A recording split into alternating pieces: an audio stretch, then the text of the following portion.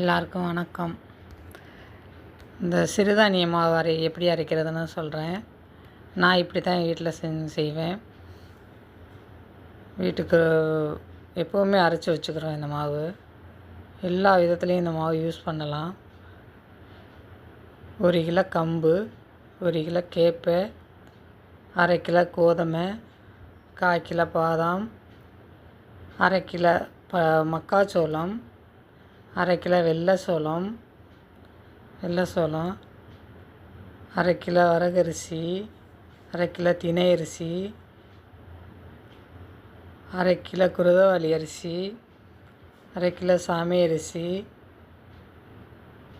1/2 kilo பச்சை பயிர் பாசிப்பயிர், 1/4 kilo கருப்பு கொண்ட கடலை. இது என்ன தெரியுமா? பனங்கிழங்கு நம்ம அவிச்சு தான் சாப்பிடுவோம்.